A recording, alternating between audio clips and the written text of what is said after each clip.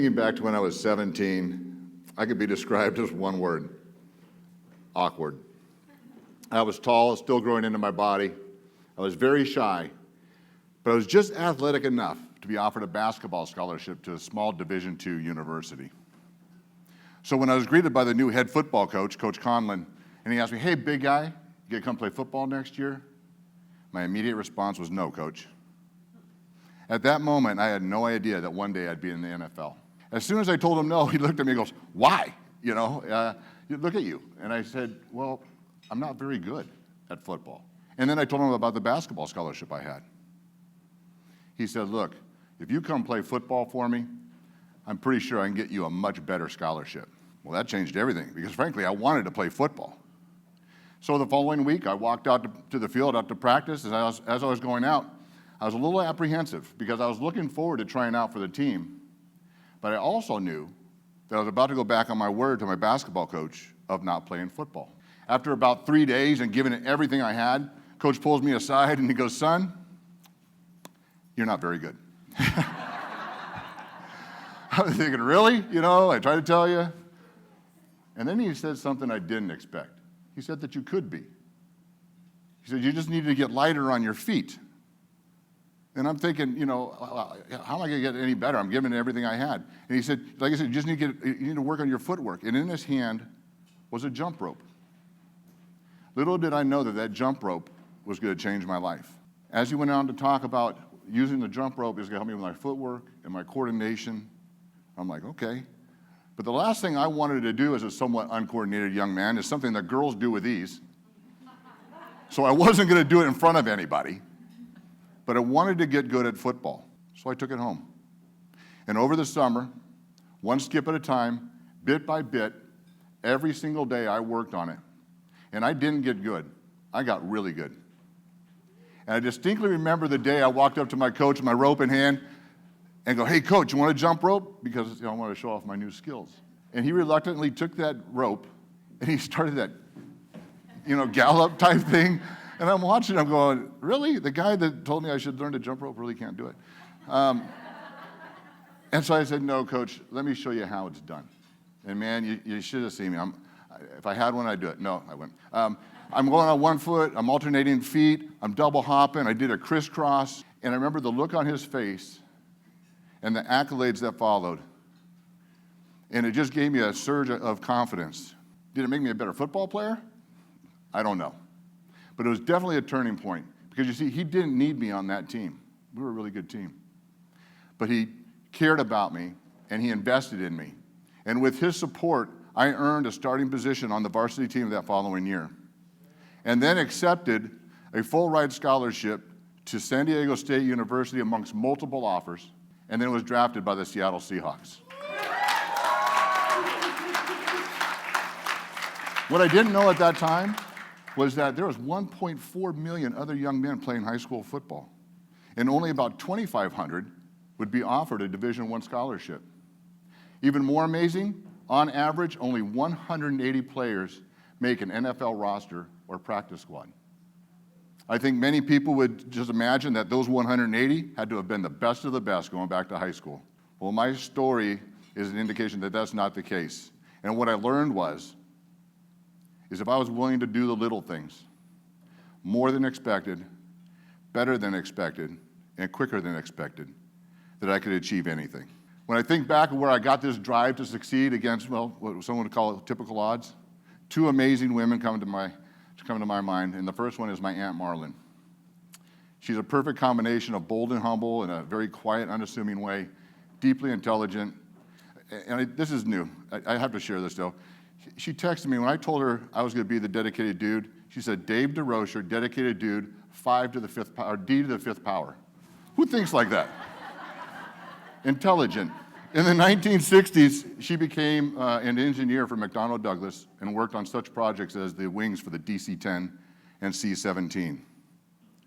She once shared a story with me that she was at a luncheon with fellow male engineers, and one was sharing how he was recognized as the engineer of the month for his small firm. Very unlike her, she decided that she too was going to share that she had received the same recognition for her company the month before. His response to her was, "Oh, is that like a rotating thing?" Her drop the mic response, I don't know, there's over 3,000 of us, and left the conversation. If that doesn't provide a glimpse of how special she is, well, at the end of her career, she was awarded the Amelia Earhart Award of Aviation, which she was reluctant to even tell her family about. So she's fantastic. Now, getting back to my own journey, when I got done playing football, I became a fully licensed financial advisor. My first day on the job, I was handed a phone book. For those of you in the room under the age of 40, it was a book like this big, with everybody's phone number in the area. Phone was attached to a wall. My job was to call 30 people every day, speak to 10, and set 2 appointments for my senior advisor. I'm not sure how much fun that sounds to you. Calling complete strangers, convincing them to come in and talk to us about their money. Well, it didn't sound like much fun to me either. But once again, I decided to challenge myself. And so I decided I was going to call 50 people and speak to 25 and set 5 appointments a day for my senior advisor. I set myself apart. So much so that within 4 months, I was offered my own branch as a senior advisor, less than half the time frame in which that typically occurred. And in about 4 years, I was promoted to vice president of a branch, the only one to do so in 38 branches without a degree. They saw the leader within me. I took that branch, ranked 37 of 38 branches, and turned it into the #2 performing branch in my first year of being vice president. Once again, doing more than expected, doing it better than expected, and doing it quicker than expected had paid off. When I think about doing more, better, and going above and beyond, there's one special woman that comes to my mind and my heart, and that's my mom, Margaret. She assured that my brother and I grew up with manners, respect for others, and values. Of course, there was the occasional smack in the back if she saw us hunched over, reminding us, though, to be proud of our height, which definitely paid off. As you can see, I grew to be 6'7". My little brother's 6'9". My dad was 6'7", and she's the tiniest of the group at only 6'2". She was always involved in our lives, making sure that my brother and I, between her, my father and her, that we made it to every single sporting event, often at the same time, different places. She ran the Little League snack bar. She convinced her elementary school to give her a portion of the playground, which she converted to a working garden so she could teach all the students how to garden. This is just to name a few. And with all this going on, probably the biggest job she had was making sure we were fed, which is no small task. Dinner time at our home was always an event. We always ate together, always full of conversation, and of course, great homemade food. She was very dedicated to us, and as dedicated to us, she was also a dedicated professional. She worked herself through the banking ranks to become a CFO of a privately owned bank with only an associate's degree. Always put her boys first. I remember one Christmas, my brother and I got the greatest gifts ever, 2 brand new ATCs. Rode them all day long, and it wasn't until I was an adult that I found out that they were paid for from her long-term savings, that she'd been setting aside money for a couple of years to buy carpeting for the house. Anything for her boys. I owe so much of the man I am today to her and her dedication to us. She continues to support me in every endeavor. As a matter of fact, she's here with me this evening.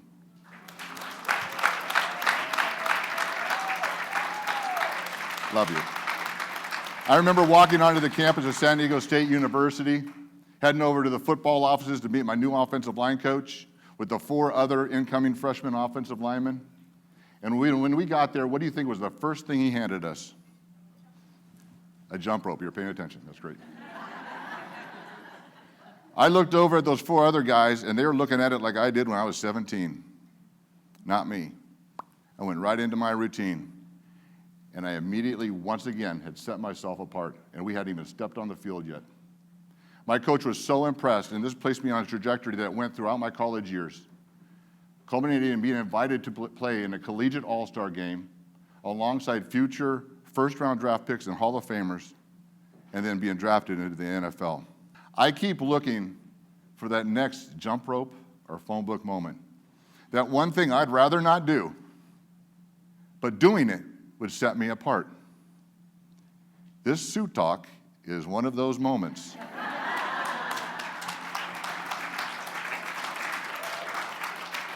When I was invited to participate, I told him, I go, hey, that sounds great, but I don't write or script, I don't rehearse, and I don't memorize. Too many concussions.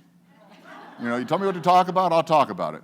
And they said, oh, Dave, that's fine, we'll work with you. We just want you to be our dedicated dude.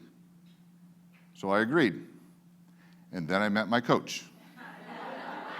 And this has been scripted, rehearsed, and memorized.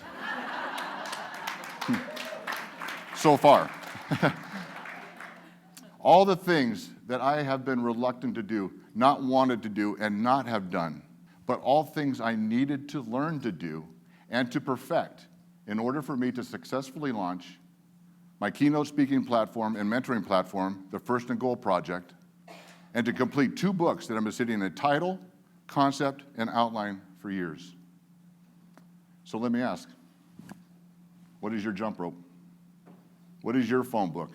What is that thing that's been presented to you that you're pushing back on because you either don't see the value or because it's outside of your comfort zone? I ask because it could be the very thing keeping you from being your best or that next level of success. I've learned to embrace it and attack it with vigor, doing more than expected, doing it better than expected, and doing it quicker than expected. Should you decide to do this? Well, you may not make it to the NFL. But you can become one of the 180 best of the best in anything that you do.